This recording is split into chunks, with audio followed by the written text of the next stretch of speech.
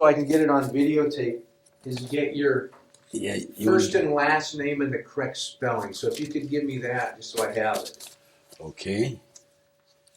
Okay. My name is Christopher, Christopher, P. Navarre, Navarre, Senior. Now, is that a Cajun name? Navarre? Is it Navarre or Navarre? Navarre is French. French. Navarre is French. Ah. And the E on the end of Navarre makes it French in our circles over there. I was born in Lafayette, Louisiana, 15 January 1920, and attended St. Paul High School, a segregated Catholic school, and later I was accepted at St. Augustine Seminary in Bay St. Louis, Mississippi, a segregated Catholic seminary instituted by German missionaries for the priesthood. I recall during my school years in Lafayette, Louisiana, we non-whites were not permitted to drink at any public water fountains unless it was posted colored, or enter any white cafe or go into any white tavern, but we were allowed to attend the movie by entering through a side door leading up to the small balcony in the rear of the theater. We were allowed to go to the white Catholic church, but remain in the rear and only sit in the rear seats if they were not occupied by whites. And most of all, we were allowed to be buried in the Catholic graveyard in a small plot in the rear section adjacent to the coulees. The coulees are simply synonymous with the wetlands of the Northwest. These are some of the things I tried to forget. In 1940, prior to Pearl Harbor, I entered the United States Army under segregated condition and was assigned to the 25th Infantry Regiment at Fort Huachuca, Arizona. The unit was composed of white officers, real native Indian scouts, and all colored, black enlisted men. We also had... How old were you? 23. Okay. We also had some dogs, mules, and horses, with official ranks the same as the black soldiers, enlisted ranks. Private, corporals, and buck sergeants were the ranks in the animals. That was prior to Pearl Harbor. During my assignment with the 25th Infantry Regiment, Pearl Harbor was bombed and the entire United States Army began mobilizing. And one of my battalion unit was dispatched on maneuvers to Fort Polk, Louisiana by motor convoy. We were scheduled for a 2-night bivouac in Brown Woods, Texas. Upon arriving there, we were welcomed by a hostile demonstration by the town's white people. On the first night of our bivouac, some of the colored soldiers, black, were attacked and beaten by some of the radical racist whites, which resulted in a riot. That was my first riot. The stay was cut short, and we departed the next day on to Fort Polk, Louisiana. Upon arriving at Fort Polk, Louisiana, part of my unit was assigned cadre duty. That's a training type of duty to train the activated units. And we went on to Van Dorn, Mississippi. Within 2 months after our arrival in Van Dorn, Mississippi, friction and the lack of harmonious communication between the colored black soldiers and the white soldiers, a riot erupted again, my second riot. We managed to complete our training assignments and began maneuver in preparation for overseas, in which we were dispatched by ship convoy to England under segregated condition. My unit was stationed in Pontypool, Wales, while waiting for our combat assignments, we encountered a new experience. The white soldiers from the adjacent town was putting out stories that the colored soldiers were abnormal in physical features by the town, but the town people knew better. I was a member of the 590th Ambulance Company of the 429th Medical Ambulance Battalion. The 590th Ambulance Company landed on D-Day plus 6 days after the official D-Day, because of we had to land on pontoons. We had to wait for the tide to come in so we could take the ambulances off and the rest of the stuff that we had. The World War II front line from the day of invasion was on the offensive, moving continuously through France, Luxembourg, Belgium, until the Battle of the Bulge. When we were surrounded by the enemies, that was during the Battle of the Bulge, I recall while accompanying some of my ambulances, were fired. Company, the ambulance which I was in, were fired upon. And on several occasions, we had to camouflage our ambulances and remain on the front line with the frontline units until cover of darkness, in order to safely evacuate the wounded that we had gone up for. During this waiting period, my ambulance driver and I assisted the unit aidmen and the administering first aid to the frontline unit troops. At that time, during the advance after the invasion, was a continued advancing of the attack units. So consequently, we were never in the rear. We were always with the advancing unit. After many months of being subjected to the same hazard and hardship as the troop in the combat ground units who had weapons and stuff like that, especially when my ambulance, which I was in, being fired on, and I could not return the fire on back on any occasion, we had to remain with the combat frontline unit until the cover of darkness in order to complete our evacuation mission. During many months of not being able to fire back at the enemy, who were firing on us with the Red Cross emblem on our ambulances, vehicles, and having no other way to defend ourselves other than to dismount our ambulance and run for cover of safety, I became so frustrated and requested a transfer to a combat unit so I could fight the enemy who fired on me and my Red Cross ambulance vehicles who were helpless during this period. I received my transfer prior to Task Force Rhine offensive. Having no vacancy for my grade in a black combat unit, I had to relinquish my first sergeant grade to be a member of the 761st Tank Battalion. That was the only unit at the time that had vacancy as a combat unit other than a service unit on the front line. The first black tank unit activated in World War II, and I remained on the front line as a tank gunner until the end of the war. Black soldiers have served with distinction in every war since the American Revolution. Still, at the beginning of World War II, black soldiers had to once again prove their courage. Over 500,000 of these brave men served overseas in all-black combat units, such as the 761st Tank Battalion, which I was in, under Patton. Patton welcomed us with a typical superiority attitude, pointing out that all America had their eyes on us, and that was a joke. And he said, don't let them down. And then he said, and damn you, don't let me down. General Patton told us, as long as you kill those, and he named the name, Germans, I don't care what color you are.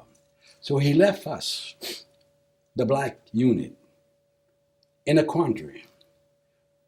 Here we were with a white commanding officer, Colonel Bates, and most of the officers were white, with the exception of my company commander, Captain Gates.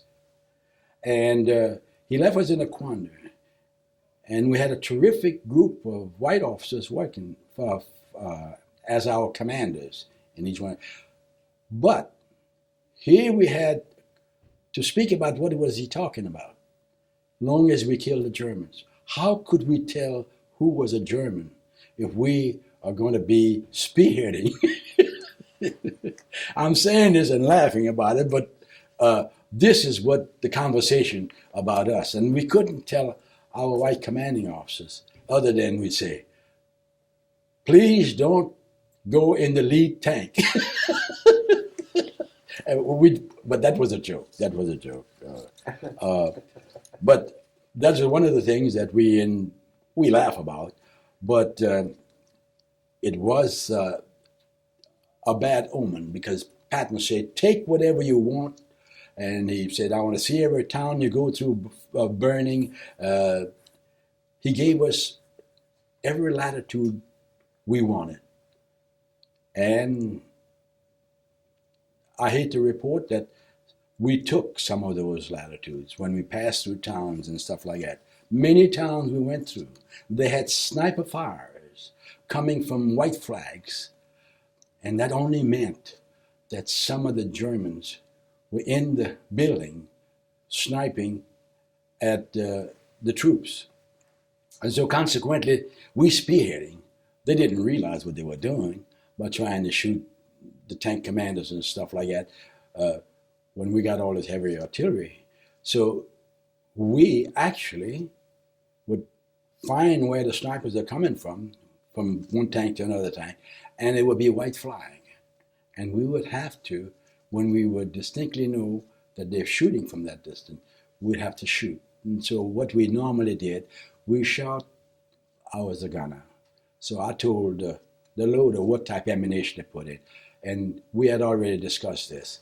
We would shoot armor-piercing shell into the house the first time. So in case anything was explosive in the house, it would blow up. And then, if nothing would happen, then we'd shoot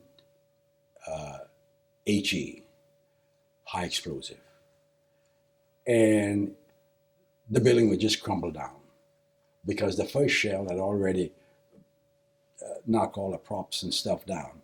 And so consequently, I never realized, maybe I'm drifting off here, I never realized the impact of what I was doing until this November the 11th, the November 11th, when those Arabs went into that building and with those planes with all this fuel, the explosion, and what the death that these fellas got who died in this. And many of my German friends who were in the Knights of Columbus with me, and many of my Italian friends who were in the Knights of Columbus with me, their wives started relating, and they were from that country. And they had married fellas from the United States. Some of them were German fellas, some of them were Italian. But they were saying, we're having troubles. And we begin to relate this. And I pray at night and ask God to forgive me and forgive all those who have done anything wrong to me. Here, I begin to realize, I've never asked God, hey, forgive me for killing all those people in those buildings. I never realized the horrible death that they went through, that my high explosive shell generated when they went in that little compact building. And here, all of this was happening in November 11th, kind of brought not solace, but a sort of remorse and a guilt, And but that was war. We were subjected to all of that.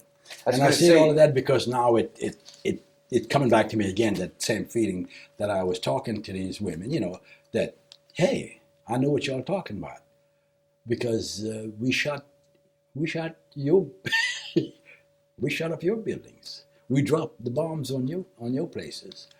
And here I'm an instrument of that devastating blow and that devastating debt that they may have had. And so consequently, I thought about that. And is it different though that you were on the defensive? I mean, here they have the surrender flags hanging out, the white flags hanging out, Geneva Convention, but yet they're cheating, so to speak. They're firing at you. well, You didn't do it as I assume. this is normal with the American Army too. I mean, when they went to Vietnam, when we were cornered or captured or something like that, we pulled the same thing. Right. So, in other words, the old adage you're saying is love and war, but that's not true. We are still human beings, and these things come back to us at different times when we see different things that we didn't realize at it. Like in my case, I just didn't realize the debt, the type of debt that they died, and what I was really doing. All I was doing, hey, that's another one, mark it up. Now the pillboxes were different because those were fortified pillboxes that the Germans had, and with all kind of fortified ammunition to shoot down on the advancing unit and the tanks and the other units. And so I said, 183 days later, or did I get the black soldiers? Yeah, I got that. Fought with distinction, everything.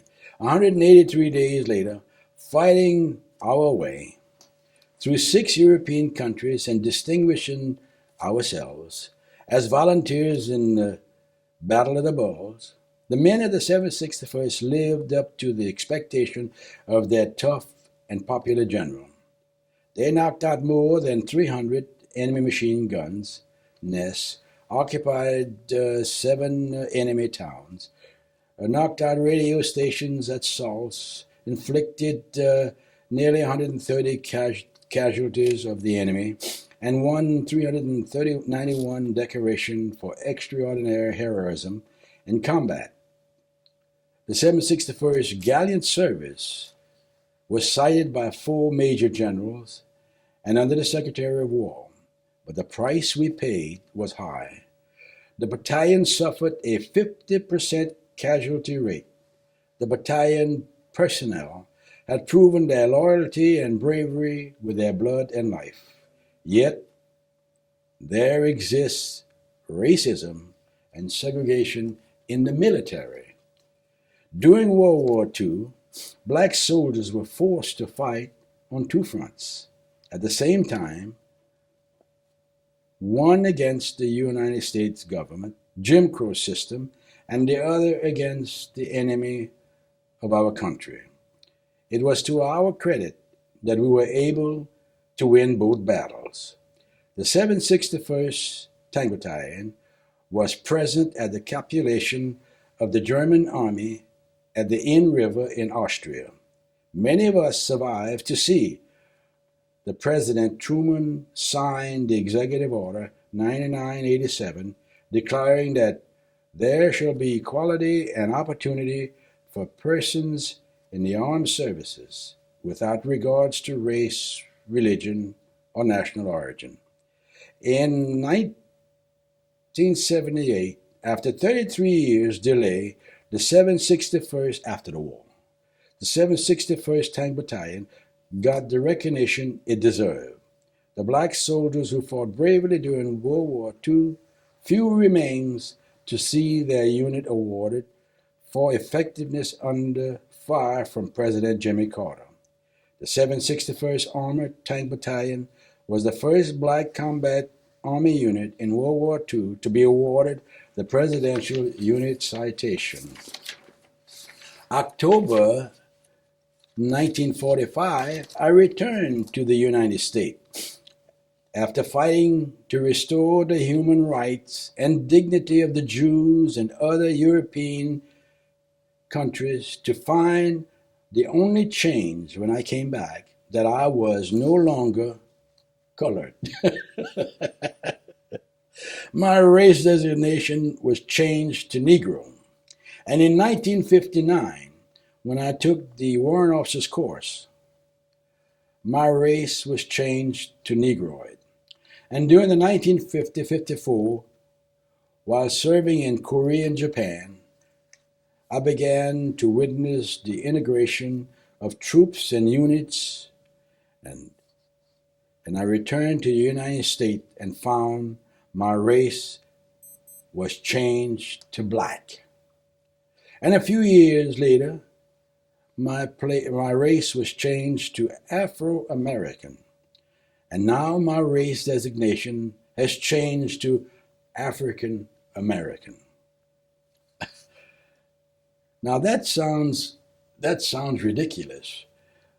But my observation of all of these things during my 82 years was,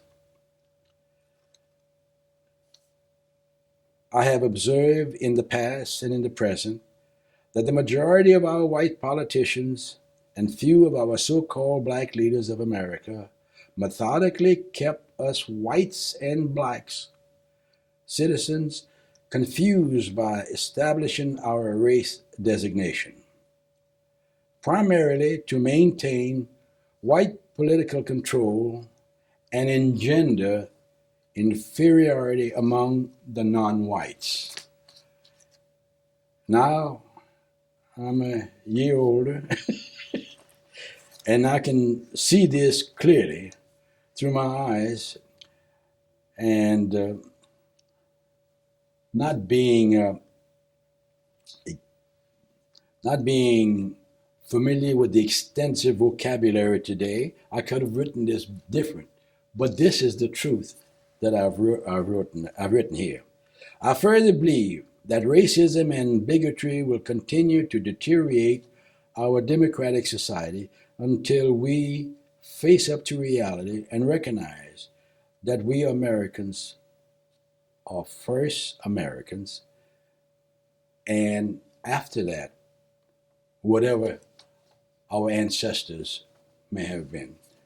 And then, like I said to the college students at Pierce College, and they asked a question. Since you were not instrumental in creating this race designation, what is Jim Crow?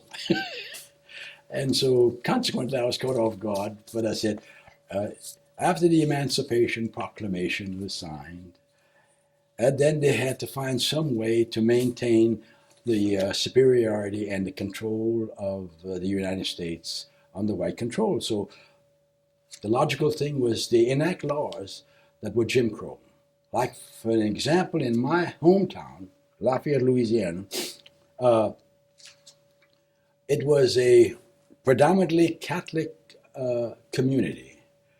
And the people there were called Cajuns, Creoles, blacks, whites. They were called all these things, and we all live in this one place. And the Jews that migrated to the city, they were isolated, but they maintained all of the haberdasheries. And the Italian who migrated to the city maintained all of the taverns and saloons and stuff. And the Catholics there who mixed the Creoles and the Cajuns, like my father was a Cajun, my mother was a Creole, so they constitute, they say, the Cajuns are the whites that migrated there during the English and during the British and the French War. And so consequently, that's how it was that we understood all of our places, but they enact laws.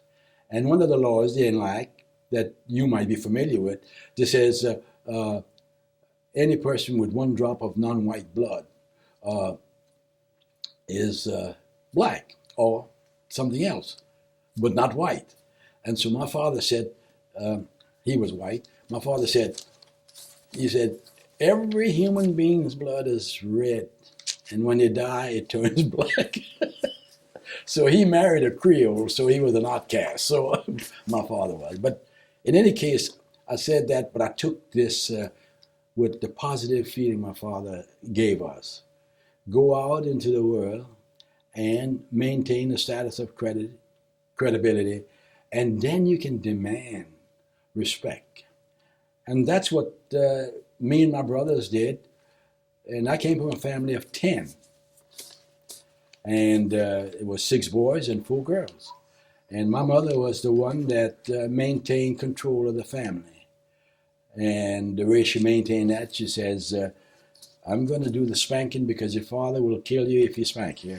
So consequently, she was a little poorly French descended woman, and she spanked us every Saturday, the boys, all 6 of us. We did something wrong. Yeah. We went to a Catholic school. She never spanked the girls that we know of. And when we got to be grown men, we said to her, one of my brothers, he said, Mom, now I know why you spanked us. You were taking calisthenics. She said, I don't want to hear the big words. And she slapped him, and he was in his 30s at that time. But anyhow, I said all that to say that I had a good home life, and I have advocate that same system with my children. People said, how could you live down there when they have a Jim Crow law and they're picking you up at random and putting you in jail, and the Klansmen are ransacking your area? How did you manage not to go to jail, your father and his family? I say, well, he was one of those radical Cajuns. Although he knew it was the Cajuns, the Ku Klux Klan, he said they knew they had to deal with him. But anyhow, I don't know if that's true, but he was that way. He said, okay, I have to make a choice, be with my family and be ostracized. But anyhow, he maintained that status. In other words, don't let your friends pick you only. Be sure you pick your friends as well as let your friends pick you. And so consequently, not one of my brothers or one of my sisters, we have never had any confrontation with the law, all during our coming up years. And me, in my family, my sons, and I left with that same thing, and none of my sons have had no confrontation with the law. Says, don't let me hear about it. I told them the thing my father said. You better tell me before they're coming down. So, if you have any questions, you can ask me. Because it's interesting. I mean, where you grew up and the time and everything like that, and part of the fact that there was bigotry in the service has been left out of the history books, because a lot of the history you read says Pearl Harbor happened and the whole country came together. That's correct. Well, but the story you tell me is that, well, yes, we came together, but we aren't going to let you have the rank. We aren't going to give you the medals. We're going to put you over in this black troop over here, and you're going to be attached to all of these things in there. So the feeling there was we were already indoctrinated. As I was telling you, we lived under this status. And so consequently, we were indoctrinated. This was all around us. We didn't understand why our father could vote, but we couldn't.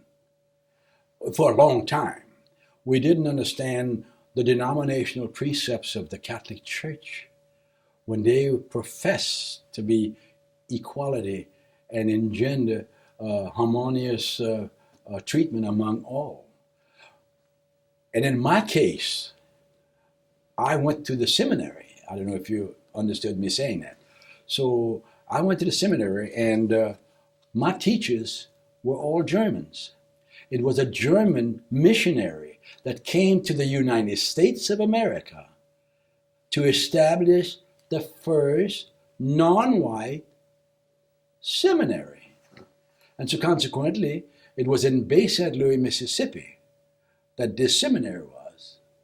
And the majority of the students were from British Honduras, and they were over, and they had the teachers who came from British Honduras. They put into the Catholic schools in America, but the seminary was all white. My prefect, the teachers, all were white, and brilliant people, all terrific.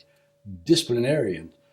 The Army was a snap when I went in the Army because I didn't have freedom when I was in the seminary.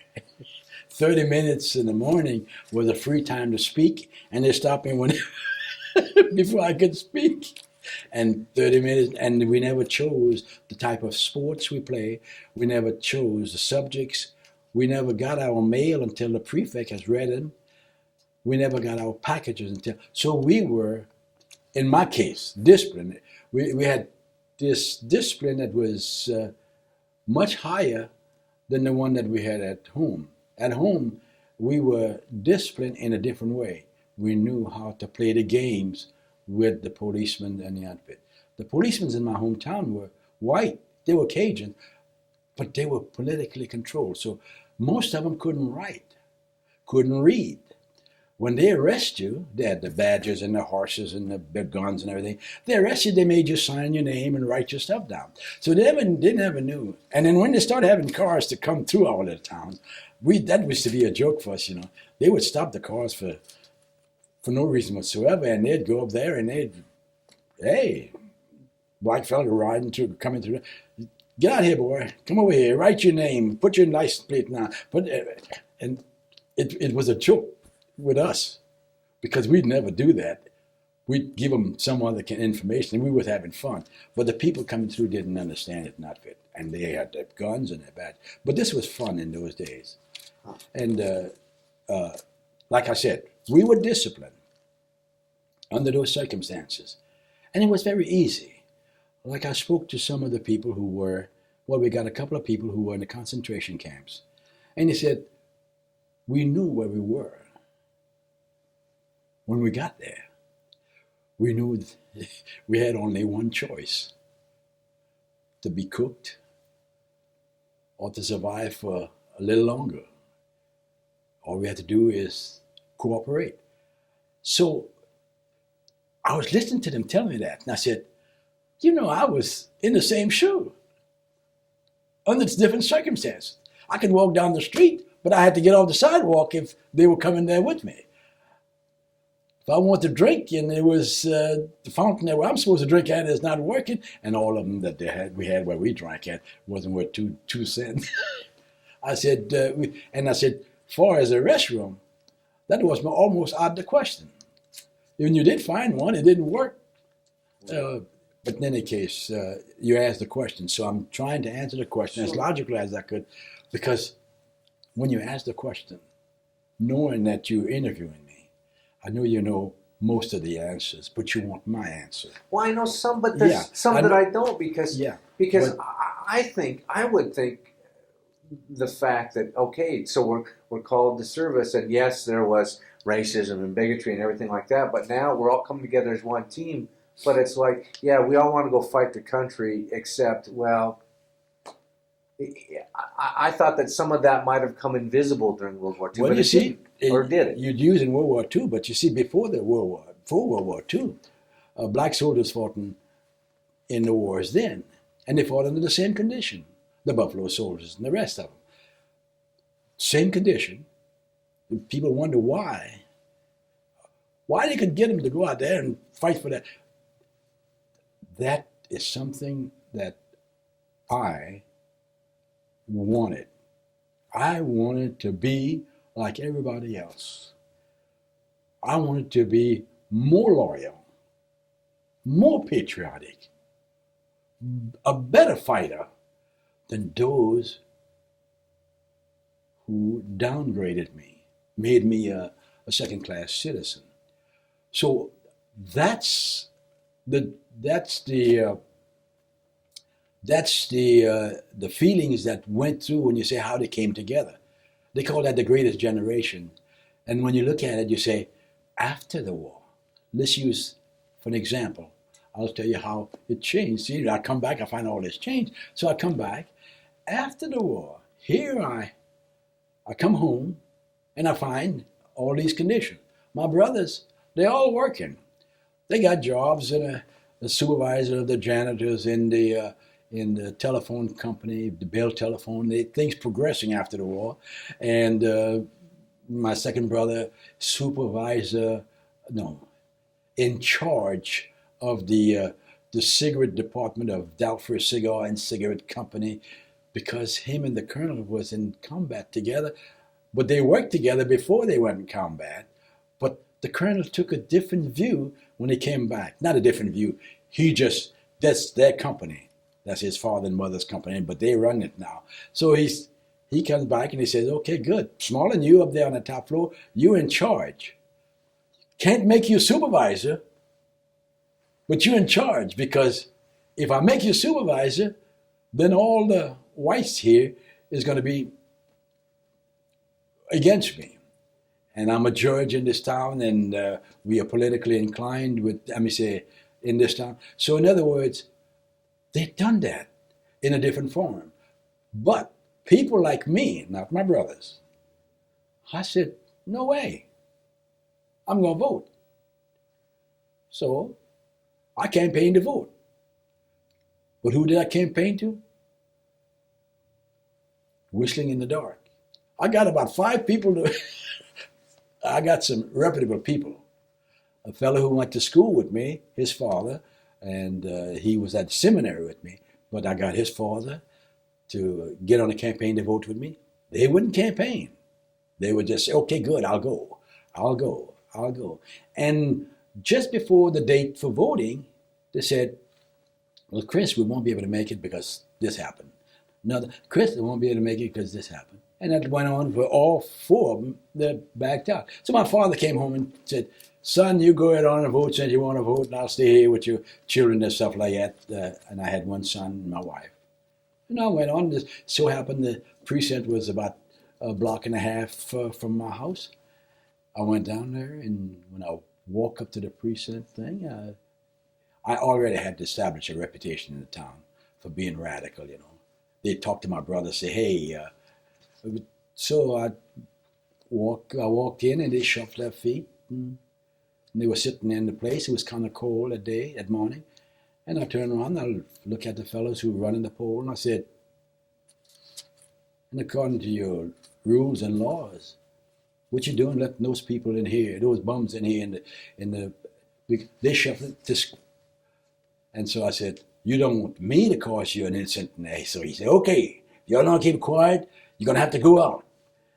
And but anyhow, I had to challenge. And this has been my life, to challenge.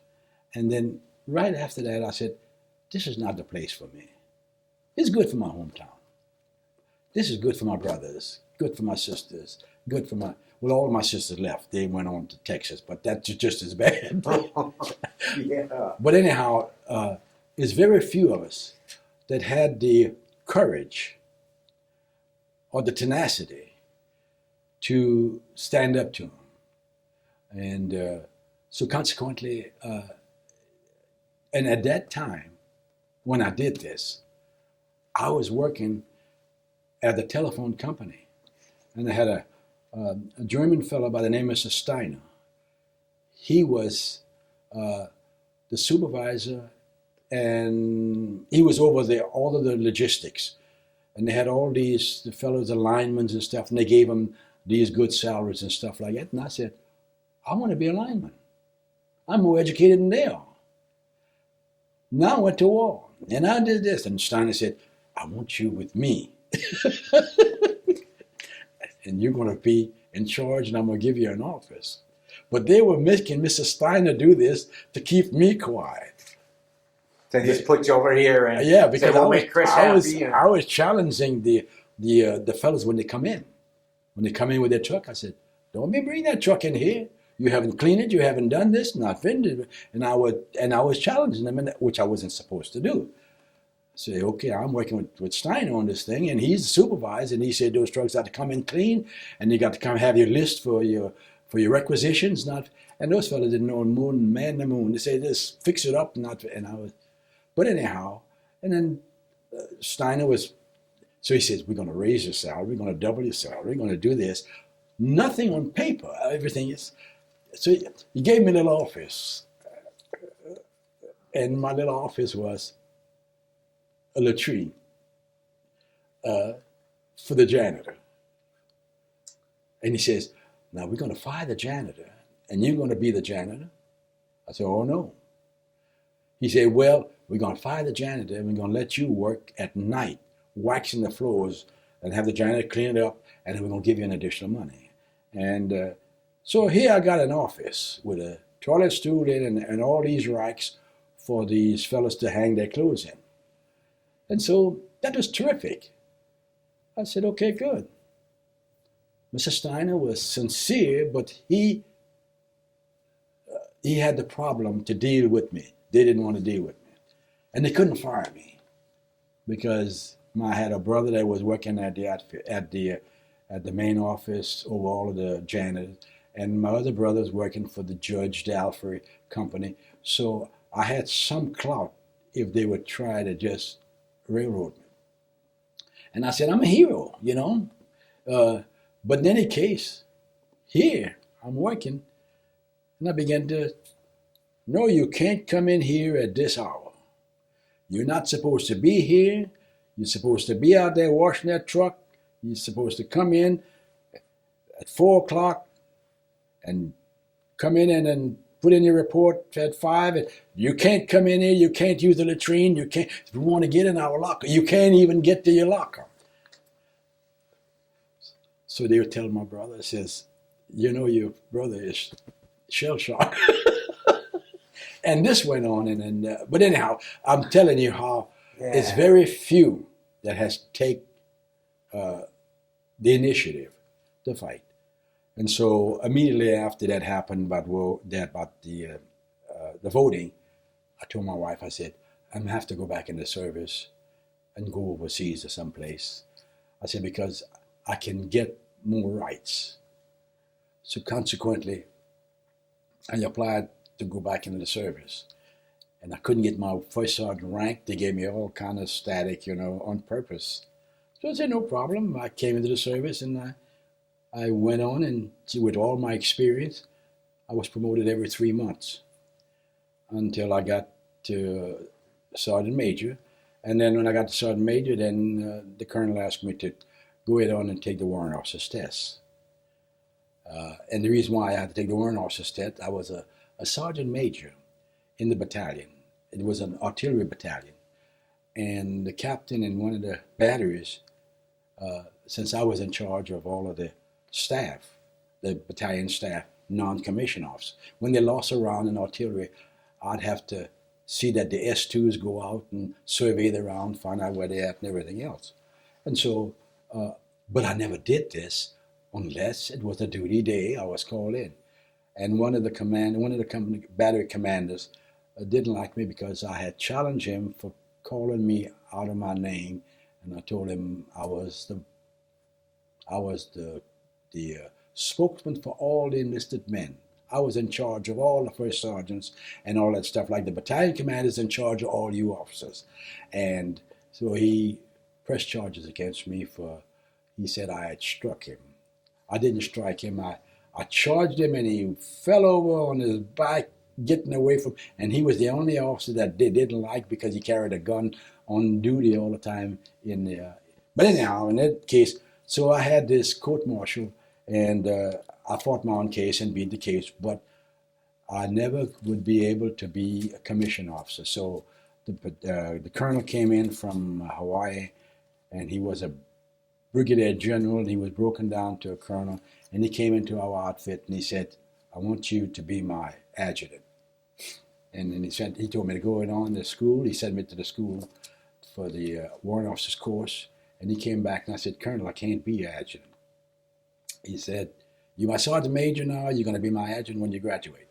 And so being a brigadier general before, he hadn't actually lost his rank because he got it when he retired. So he got them. I got my warrant officer course, and then he come back to duty, and he made me the battalion adjutant. So I was a WOJG, warrant officer junior grade at the battalion adjutant. And I acted a fool all the while I was the adjutant. I was the colonel's boy. I was the adjutant. All the reports that go into the colonel's office had to come to the...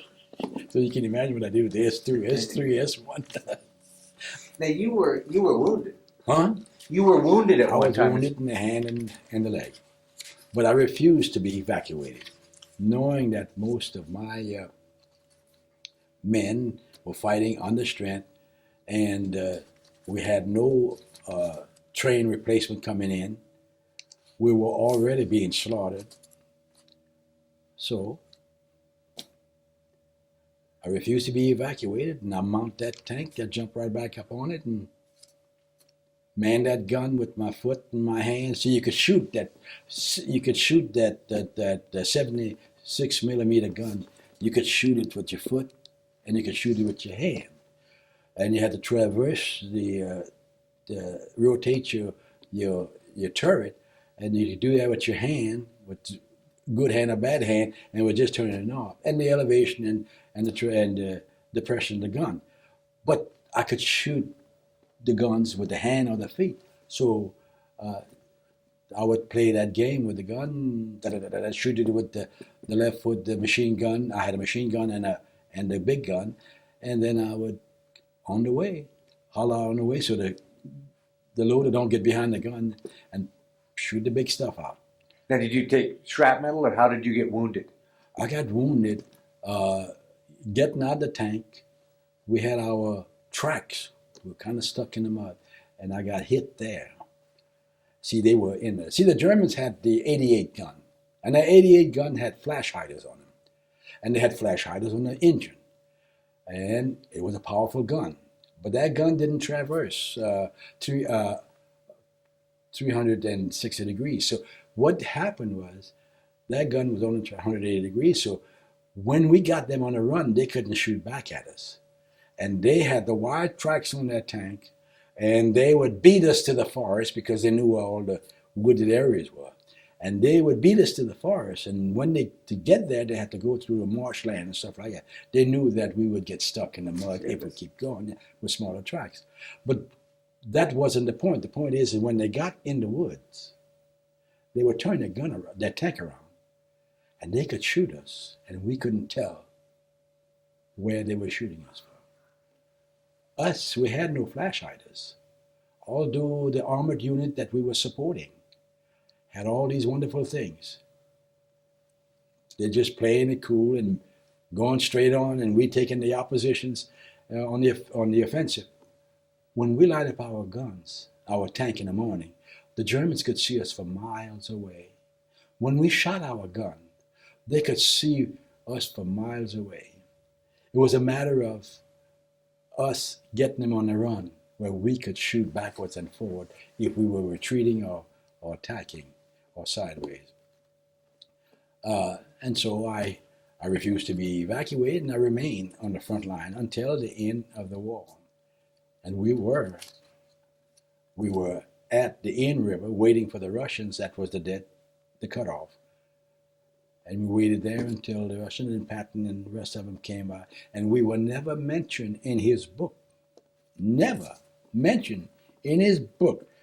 So you see, I don't believe, I didn't believe nothing you said to start with. I mean, I'd been around. I don't believe anything. But anyway, So you were the invisible force to a certain extent. They call it a sacrificial lamb. Yeah. Sacrificial lamb. So you couldn't climb in rank, and the reason I asked about you being wounded because you didn't receive a medal at that time. Not that I'm saying medals were important to you, but you didn't receive a medal at that time. Is that correct? Medals were important, and I thought I had a copy of this to give to you. Yeah, about the medals. I didn't get my. I have it broken down as to the dates and time. And I could do this much better if I would get. You keep looking for that. I'm gonna grab a little piece of tape here. Okay.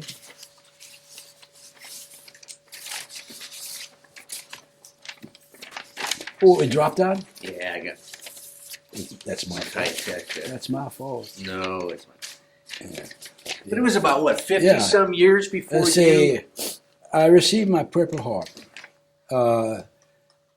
When we was in support of the 411 Infantry. I accomplished that in 1944-45. And then I was recognized in June 1963, 18 years later. My Presidential Unit Citation, I accomplished that in 1944-45, and I was recognized in January 1978, 33 years later. My Silver Star for gallantry, I did this in 1944-45, and I received recognition in 1997, 52 years later. My Combat Medical Badge for the 598 Ambulance Company has been before the Evaluation Board for a few years. And the only thing that they come back with, and I should have brought you, well, I didn't know you was going to want it. They gave me statements saying that due to your administrative rank, first sergeant, you perform administrative duty with the battalion. And that's a lie. I never was with the battalion. I was just assigned to the battalion, and I was attached.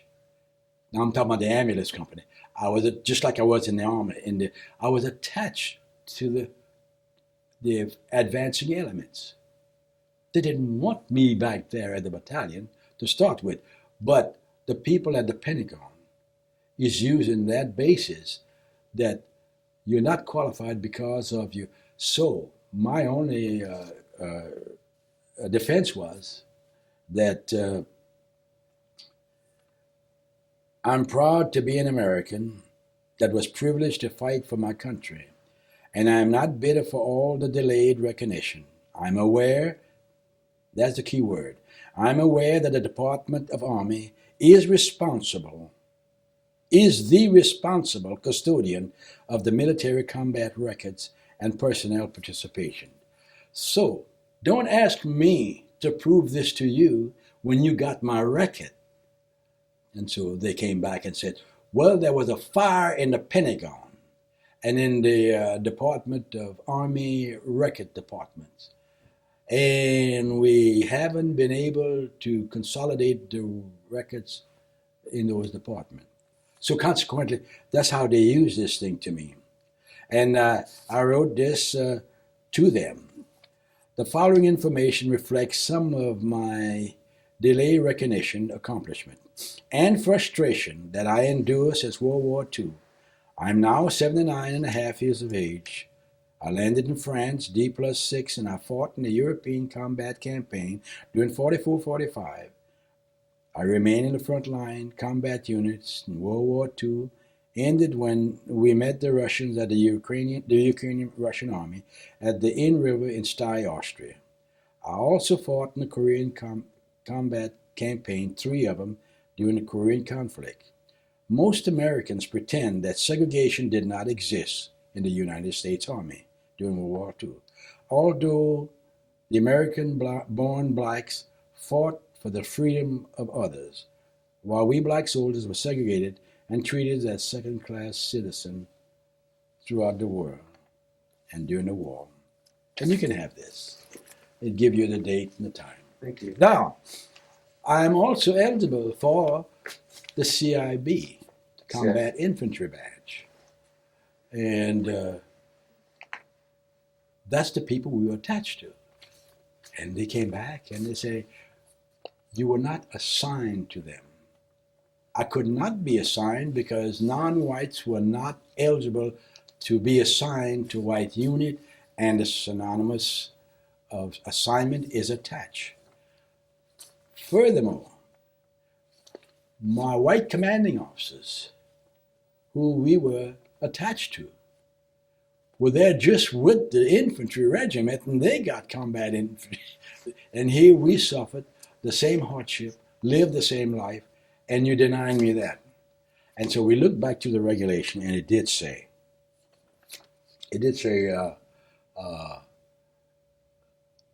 you must be assigned. But that's not true, because they have issued it to all attached units to combat units on the front line. But it's like, so all I did, I turned all my stuff over to Senator Patty Murray, Senator Cantrell, Congressman Smith. And I got a few other people that endorsed their recommendations. My citation reads like this. Private Christopher P. Navarre, Armored, Company C, 761st Tank Battalion, for gallantry in action during the period of 15 to 23 March. In our advance from France to Germany, Private Navarre, tank gunner, displayed outstanding devotion to duty in closely supporting attacking elements of the 411 Infantry Regiment. And that's why they changed the word supporting instead of attached. Although wounded in the hand and leg early in the attack, Private Navarre knew that his tank unit was fighting under strength with no tank crew or trained tank gunners replacement available. He refused to be evacuated, making it possible for his crew to continue the attack with uninterrupted maximum tank gun fire in accomplishing the attack mission. Continuing the attack, his tank gun fire assisted in destroying or neutralizing 23 pillboxes, and he assisted in evacuating casualties in the face of enemy artillery. And the key word there is, my tank gun got only recognition for assisting to knock out the outfit. They had no other tanks up there, but anyhow, destroying 23 people, and he assisted in evacuating in the face of it. I got off of my tank, and when we had some of these people cornered and evacuated them out of harm's way. Not the tankers. The tankers would never get off the tank. I think the tank commander enjoyed that, me getting off the tank, because it gave him a chance to shoot my gun. Oh, evacuate this cat. More than small on fire. Private Navarre, skilled in battle, materially assisted in clearing automatic weapons, sniper position, and effectively covered combat engineering position. Private Navarre, disregard for his own safety under fire, displayed an inspiring, courageous, and sincere devotion to duty. His action exemplified the highest tradition of his service and reflect the highest credit upon himself and the armed forces of the outfit. And all these awards comes with specific title, keywords: Bronze Star, valor.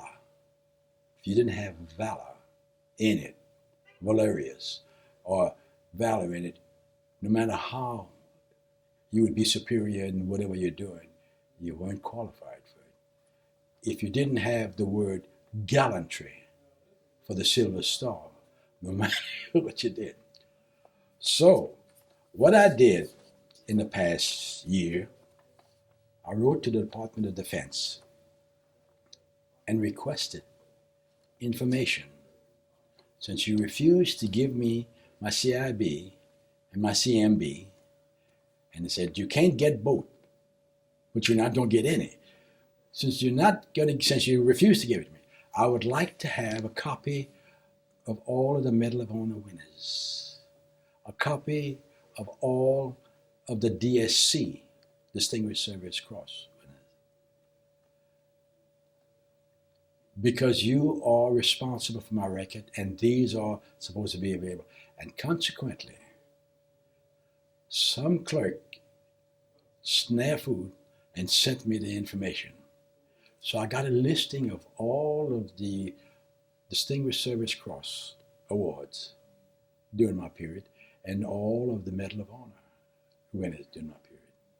And in that book that I gave you, The Good War, that little of my commanding officer, he said after he was out and was over the National Guards in Kansas, he said on an interview when they wrote the book, he said, and I told you that already, Silver Star should be a Medal of Honor. So I didn't do that. I took this thing and I evaluated all their actions and what they did according to what I did. And I said, I won't go the impossible way. And I requested that my Silver Star be reevaluated for the DSC, the Distinguished Service Cross, which is the one next to mine. Good God Almighty! And I got Patty Murray, and I got outfit, and I wrote up the whole thing. So I wrote up this thing different with more terminology that pertain to over and above. Now you may have recalled just recently this fella who received a Medal of Honor for flying his helicopter or whatever kind of small plane through all this combat fire to pick up supplies and stuff and come back. And they gave him this tremendous, just about a month ago, tremendous award. Oh, valorous. And they gave him all of those key words and outfit. And here, man didn't even kill a person. He didn't even bring him stuff. He didn't have to even go through where he went through. He was like a jockey enjoying himself flying through this fire. And they wrote this thing up. Like he has saved the world. And President Bush presented him his Medal of Honor. So is a terminology, and at that time, those awards were supposed to be written by the division S1 and S2, the intelligence. That's their job to do that and forward it on.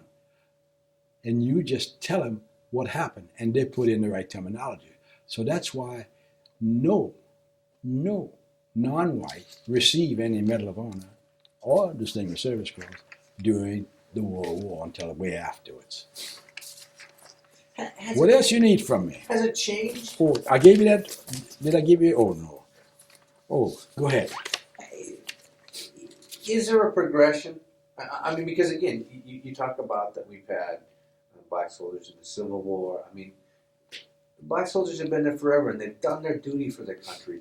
And again, I guess the things in the world that always bother me, a friend of mine and I were talking, all I care are that things are fair. If this person can do this, then I should be able to do that. But when I look and I see it's unfair, I mean, I'm a hot-blooded German. I go nuts. I know. Yeah, that's true. And so here the thing is, it's saying, okay, Chris, you come in, you serve, you do all these things. Here's what the rules are and the game is, and da da da da. And you went on and you did it. You served our country. You risked your life, and like you said, you worked to be higher and above reproach, and you did everything. And they look and they say, oh, well, thank you very much. Well, here's the medal for somebody over here who got a little cut jumping out of an airplane and they scraped their buns on something. Mm-hmm. I think he did something great. But he wasn't asked to do that. If you read he'd done this on his own. And he did this on his own when he wasn't even authorized to do that. They had all the sophisticated weapons and stuff like that. When General Crocker gave me my Silver Star, he said, I have tears in my eyes. I'm the age of your sons. And after he gave me my outfit, and he said, you are a hero. You are a VIP. And I said, can I quote you, General? I am your VIP because I'm in this area. He said, yes, you will be invited to every function that I have. But I made him say it again. Then I went to the personnel and said, now, we're not going to have any static on this. I want a letter, an invitation, and all the trimmings every time you have a function over here. But I had to go and challenge him because the first two functions went on. The mayor of DuPont is invited.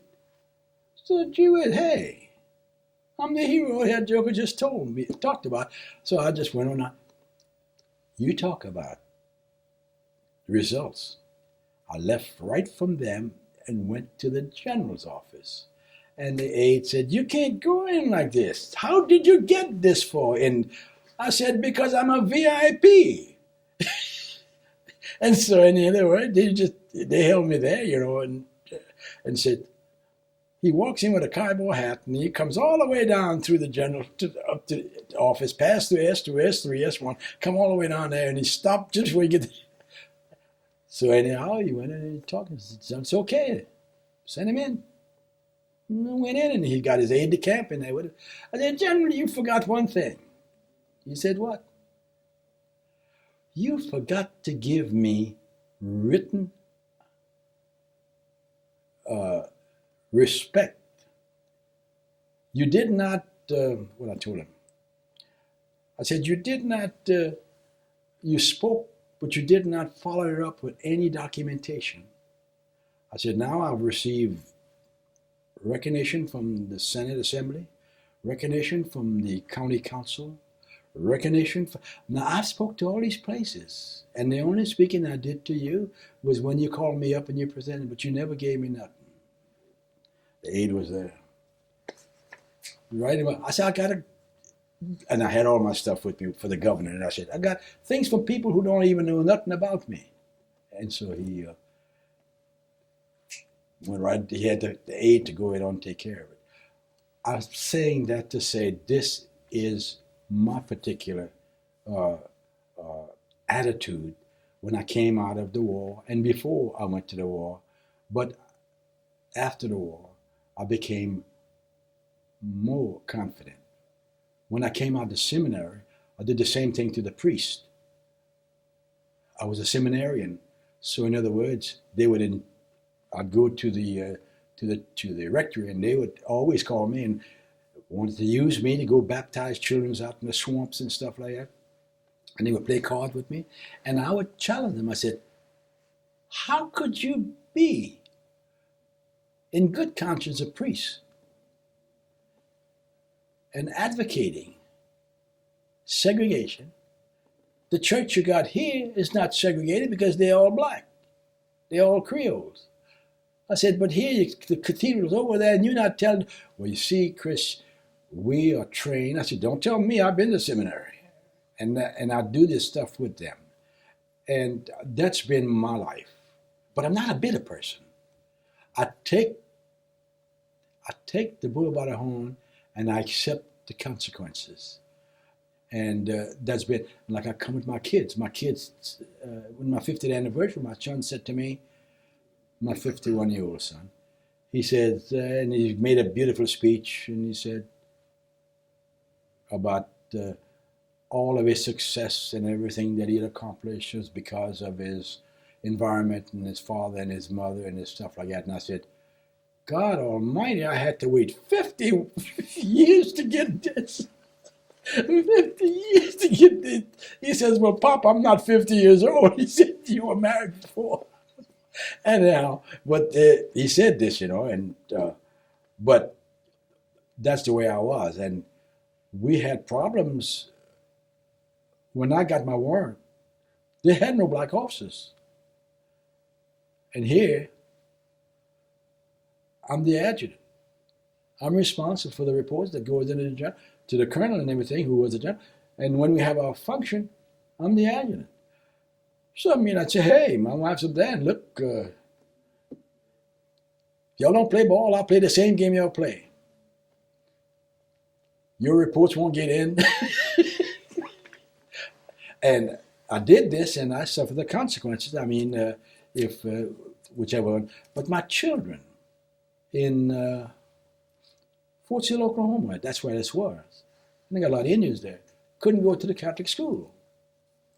I thought I was a wheel, and here I'm not even a spoke. So my wife went over there and talked to the priest. I said, "You go talk to him first." She said, "I can't talk to him because I get out of control." I said, "Go ahead and get out of control."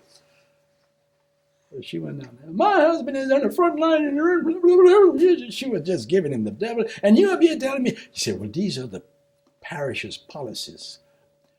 And then she kind of challenged him with, "Let my husband come talk to you." And but I've done the same thing in the Knights of Columbus. I couldn't be a Knight of Columbus in Lafayette, Louisiana. Had to join we had to organize the Knights of Peter Claver in order to have the same status as the Knight of Columbus. That didn't stop me. came here to the Northwest. And what I did, I joined the Knights of Columbus. Then I began to denounce them. Where is all of the Mexican and the Indians and all the other? They got more Catholics in those groups than they have here. Well, Chris, you see, you're on the degree team. I said, yeah, kick me off. So I write the Supreme, and I tell the Supreme, I said, you have in this Catholic denominational structure prejudice, and I went right on and I named those suckers' name. So I went through the ranks.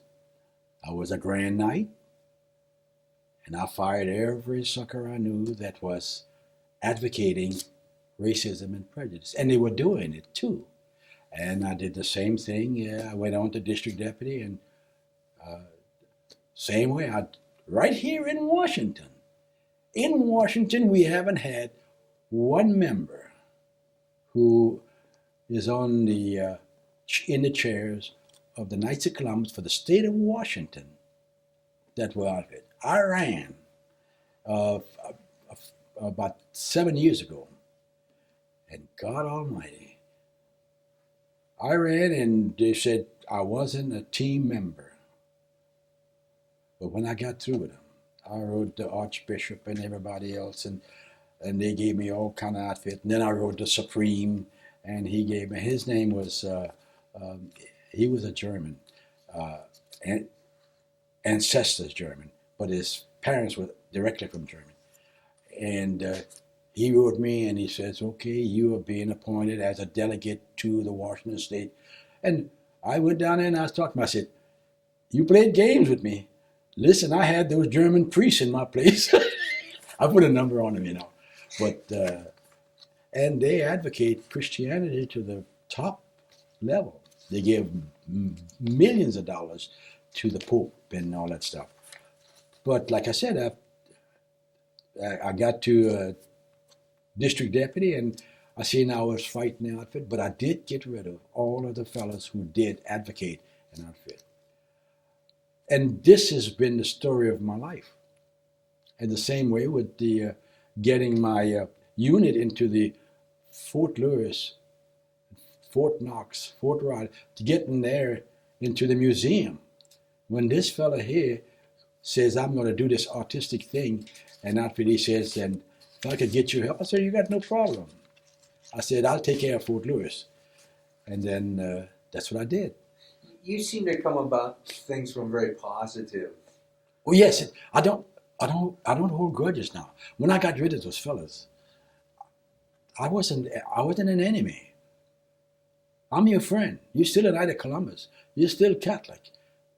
But I know who you are. I'm not going to change you because that's your forte. And I said, but we know one another. And that's how I was raised. We all were raised that way, but many of us took different approaches. Sure. Went in hiding. And then for this thing, for the putting those museum, I went to the curator and he said, gee whiz, you don't have nobody but whites in this thing here. I said, you got General Crocker over here, and I'm the one that got the award, not him. And so consequently, I pulled some strings with the inspectors that was going to come over here, and I walk in on them, and I broke the whole thing up, and so he thought he was going to have trouble. He went to the general, and then I wrote a letter to the general, and then first thing you know, they say, okay, good.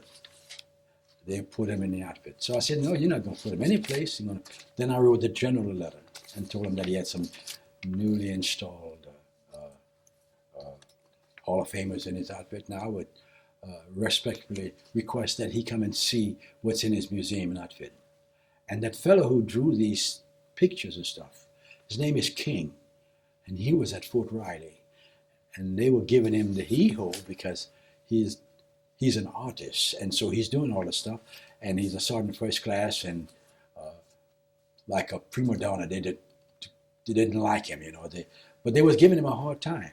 So I just wrote a letter to his commanding officer, the commanding general, and I just twist the story around to him. I said, respectfully, we have these pictures, these Hall of Famers to go into your museum, and I said all that, and I said, and the person who's responsible for this is a member of your organization. And I want to commend the colonel of his unit, of that regiment, for allowing him, and said all that stuff. And I was lying because he was having trouble with that colonel. But you know what happened? That colonel was called in and commended by the general. And this fella here, and I should have brought some of the letters. He said, gee whiz. He said, you don't know what happened. He said, oh, I got it made now. He says, I can do more for them as well as this work I'm doing. He's got a business called King's Image. And so I did the same thing. Feather in the colonel's cap.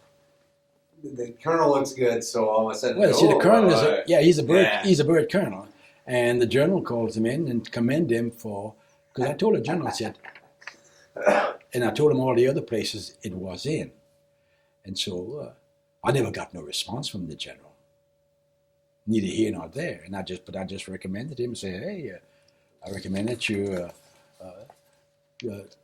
respectfully.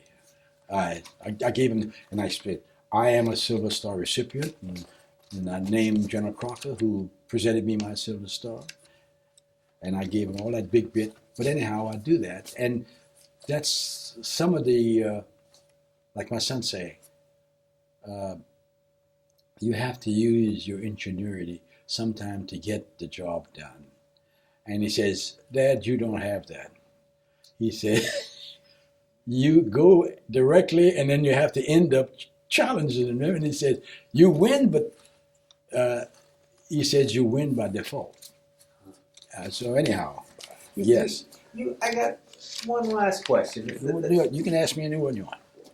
A lot of times when we started this project, I guess it was about 2 years ago, there were a lot of educators and all that said, oh, you're going to go out and talk to all these veterans and you're just going to glorify war because all these veterans think war is wonderful and that's the way things should be.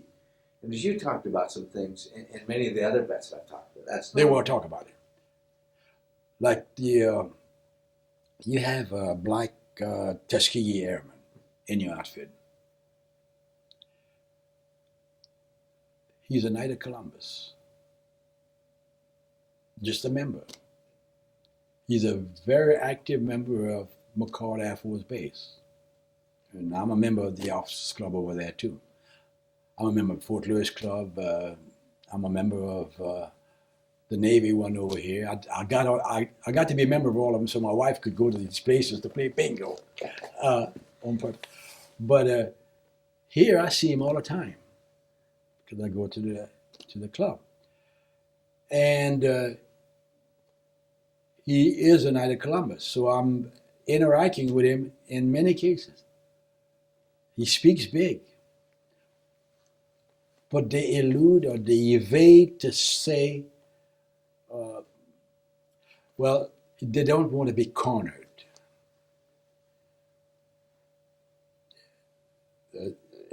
Let me see how to say that. They still have that ingrained attitude they were brought up with. Play dumb. If you're on top. Just like the black leaders, you'll see all King and all the rest of these fellas there who are self-made. They profess that they are the leader, and they go ahead and take the initiative.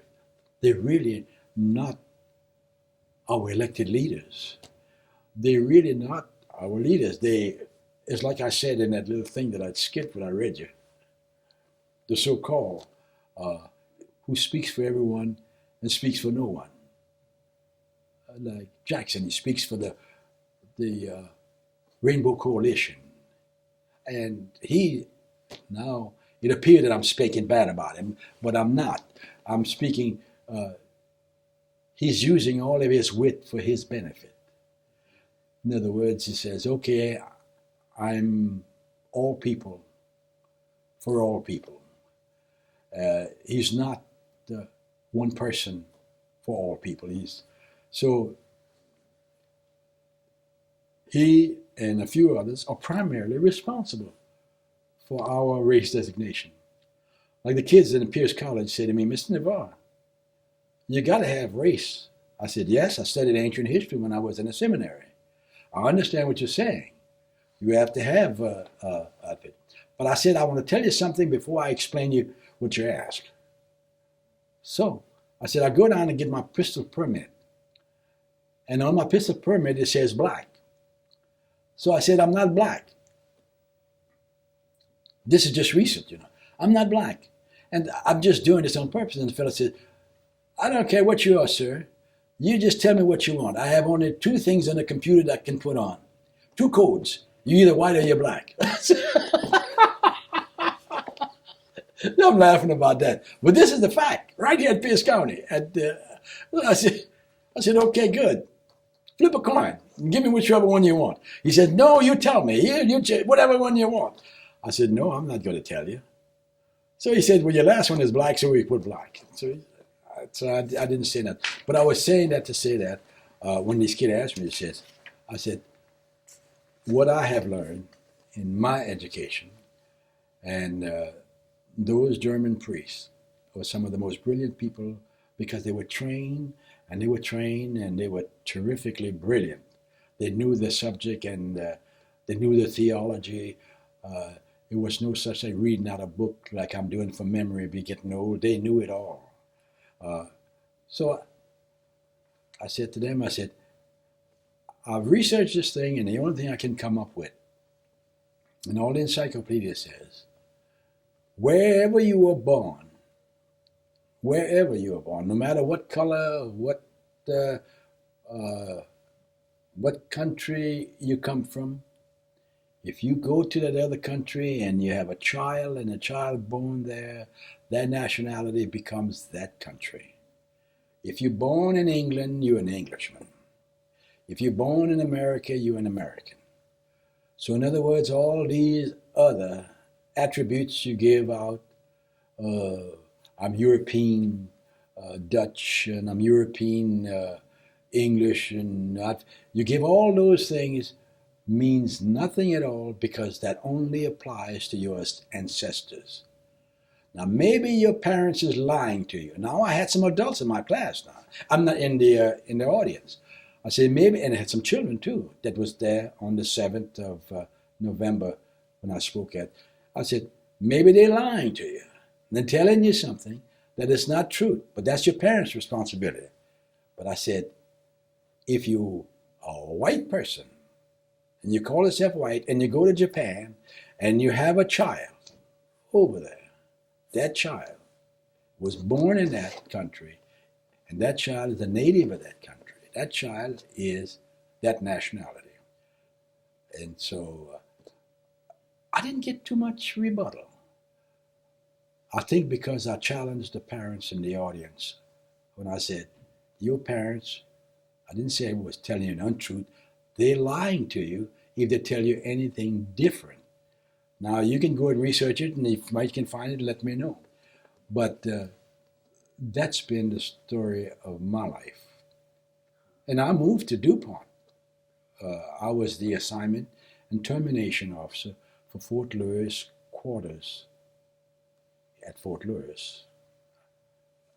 All the assignments for all the quarters in Fort Lewis, I was the assignment and termination officer. And my wife wanted to go to DuPont. And so she said that, if you're going overseas, I want to go to DuPont. And so consequently, I said, honey, that's a little plant town. She says, yes, but where do you want me to go? I said, you're on post now. You have no problem. You live in Beechwood. What else you want? But she said, yes, but if you go overseas, I'll have to leave. So then I looked up and I checked all the stuff. They had a Mrs. Olson that lived in Tillicum. And she was in charge of all the rental houses and she was primarily had blacks in certain areas not fit. And so she had the rental houses for DuPont when they went overseas. So I told her, I said, Mrs. Olson, I'm having problems with some of the blacks that you have gone into your area over here at Tillicum. But I think we can rectify that. You know where my wife wanted to live? My wife wanted to move in DuPont. Now, if you get a vacancy over there, I didn't tell her I was going to do it. You get a vacancy over there. She said, oh, no, we can't do that. Now, she didn't know who I was. She just talked to me on the phone. If you get a vacancy on, so I said, look, whenever you get a vacancy, you call me, let me know, so that I could better tell the people who wants to go to DuPont how to get there. So she said, okay, and being assignment officer, she thought that was a big thing. We went to DuPont, and she said, now this house here is going to be up for rent because it's going overseas, and I said, oh, yeah. I said, now that's a house I'd like. And so she started talking to me, and she kind of figured I wasn't white. And so I noticed that too. She said, you got an accent to me. And I said, oui, madame, je parle français.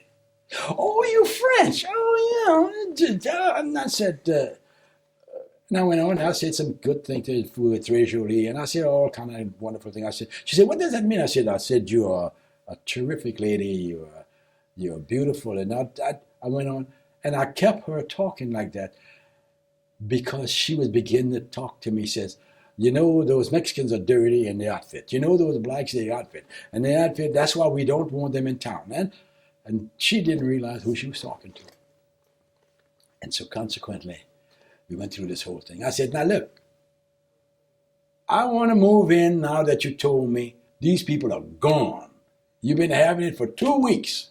I want to move in tomorrow. So she said, you can move in tonight if you want. I said, better then.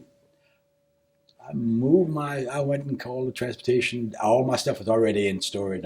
They moved my stuff over because I was living in quarters. So I lived on with the quarters. They moved my stuff in. The next morning, good God, the realization in that town. Look who moved in town. I was just ranting. But anyhow. So were you one of the first black families in DuPont? Yeah. Wow. They had a Japanese family, which I didn't know. But he was very quiet. So I just went through the whole gamut. I began to run for office. I began to do all that kind of stuff. And I got to be the school board director. I never could get to be mayor. I ran 2 or 3 times. The first time I ran was against a major that moved in after me, Italian. And his name was Alfradi. And we were friends in the service. And while I was the assignment termination officer, we were really close friends and I was a civilian before him. And he used to come to me about getting in town because they checked the records. So anyhow, he moved in town. And after he was in town, he came to me and said, that fellow who runs the grocery store, he's got the post office in it and he's got all that stuff. But we are going to take that. I said, what we? He says, you get me $5,000 and I'm going to get the mafias, the Associated Grocers, to go in and give us all this stuff. And we're going to get that fellow because he hasn't gone to school and he's just a political appointee.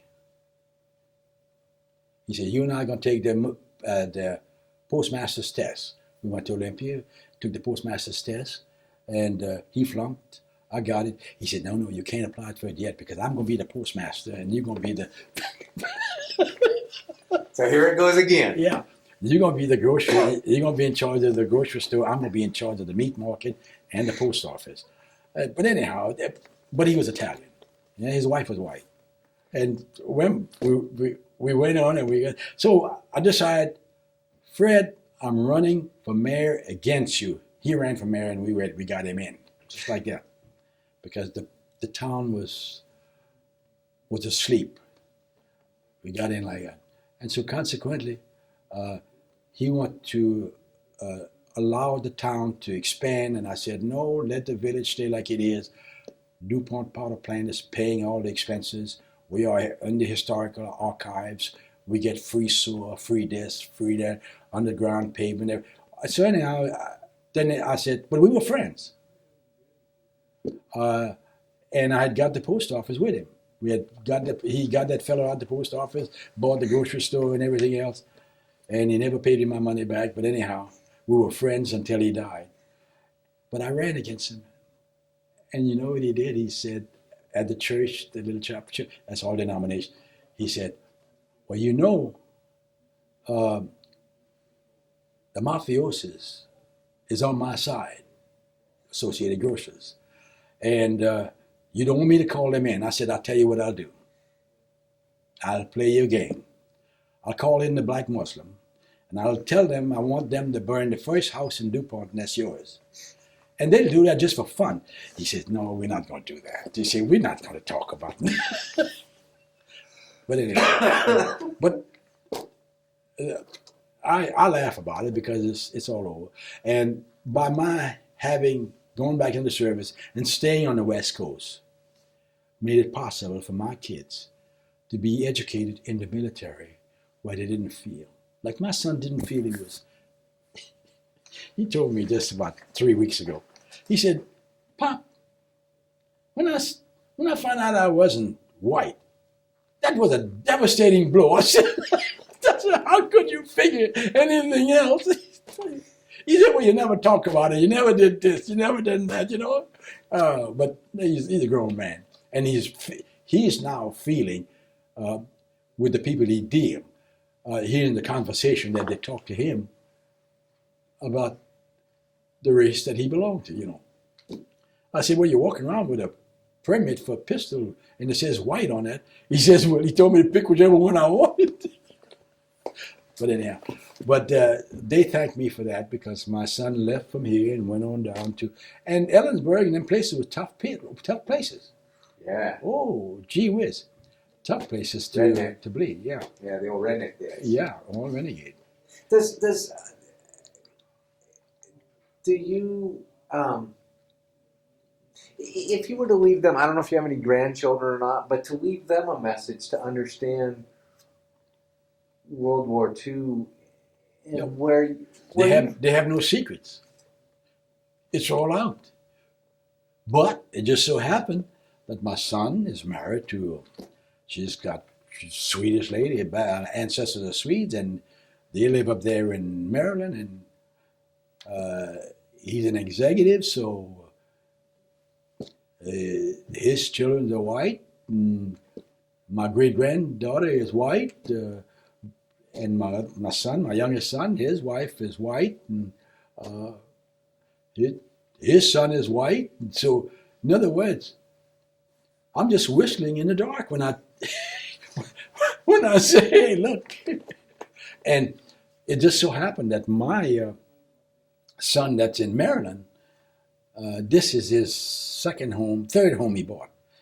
So as he went through the ladder, he seems as though the company is, they have a lot of the key people are Germans and Jews. I mean, they got like 13 vice presidents. You don't see him, the outfit. And so his friends are all, like his closest friend is he's German, Jewish, but Russian, and his wife is a school teacher. So in other words, and he's got some brilliant kids. And those kids, I wonder how they go at it. Their mother is Russian, and their father is German Jew. And but look, they're all bold up. Those kids, they like me because they get a good argument out of me. But look at how different it is for your grandchildren, because if they had grown up in Louisiana. What you mean, my brother's kids? No, well, your son's children. My son's children? Yeah, you have grandchildren, right? I have a two of them, but they didn't come up in Louisiana. But if they did, they go visit, and that's it. And they think the people are crazy over there. But you said they're white, right now. But if they grew up when you were, like you said, that the I can't think of the name of the law. If you had just one little, that's on the book still in Louisiana. One drop of. Now, how can you determine? Like I told you, my father said you can't determine. You can't determine Jewish blood, German blood, black blood, white blood. All black of a guy. Yeah. Now, when I was in an ambulance outfit, we'd pick up people on the front line, American troops, and they would tell me, some of them, don't let that black boy or that nigga talk. I said, hey, You're not going to get no morphine if you keep talking like that. And he wasn't talking to me. He was talking to me, but he's talking about my driver. And this is no time for me to say, who you think you're talking to? My job was to take care of them, give them in outfit. And that was like my office. I'd pick a different ambulance to ride with, and I carried my morning report in my pocket because we were there outfit. So we never went way in the back. We just dropped them people off at a drop-off point and stuff like that from the front line. So they kept moving. They delineated even to say, oh, you've got a red cross on and you're black. That's okay for you to touch me. But that's a driver and he's black. Don't have him touch me. No. They didn't classify me black. Oh, they didn't classify you black. Oh. I'm talking about the wounded. Sucker looking over there, he says, hey, I'm white. That's what he's talking to me like. Yeah. But all the fellas in my outfit were not my complexion. So consequently, it was just a matter, because you got some dark people in the white race. Not black, but dark. But all of my fellow workers in the ambulance outfit, they were all black. There was no brown skin outfit and all that stuff. At that time, the mobilization of the army, that was World War II.